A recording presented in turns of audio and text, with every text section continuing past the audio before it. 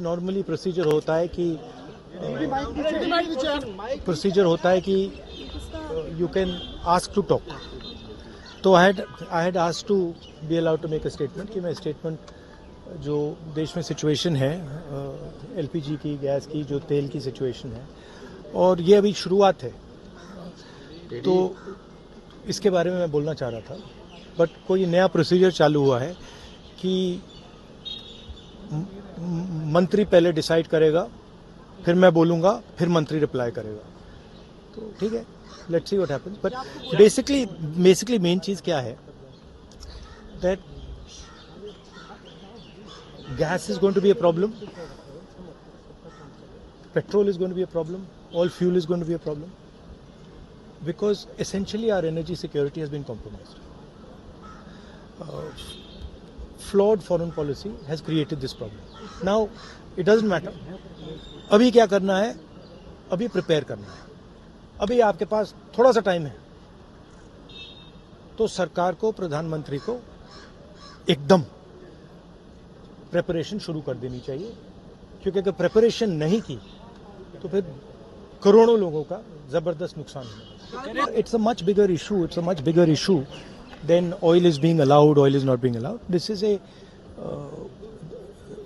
This war is fundamentally about the current world order. Right? This is a much bigger thing than Iran is allowing us to allow fuel, not allow fuel. We are going into an unstable time. When you go into an unstable time, you have to change your mindset. You cannot have the same mindset, right?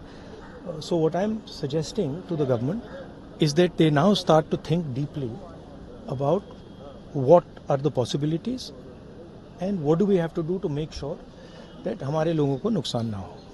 I'm not making any political statement. I'm just saying that I can see that a big problem is coming, right?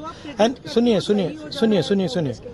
सुनिए, और अगर ये Iran के level पे अभी resolve हो जाए, तब भी ये प्रॉब्लम नहीं जा रहा है, क्योंकि दुनिया बदल रही है, स्ट्रक्चर बदल रहा है.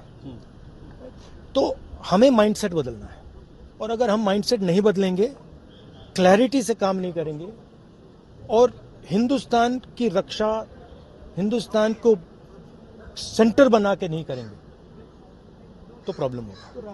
वो तो कह रहे हैं कि आप कुछ भी कह सकते हैं. There is a central problem here, and I have been saying the problem is the prime minister is not able to function as the prime minister of India, and there is a reason for it. Right? He's trapped now. Anyway, he still needs to make sure currently that the people of India are protected.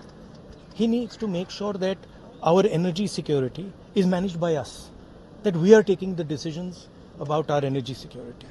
Right? So that's all I'm saying. I hope the government listens to what I'm saying, because अगर नहीं सुनेगी तो बहुत बुरा नुकसान होने वाला है.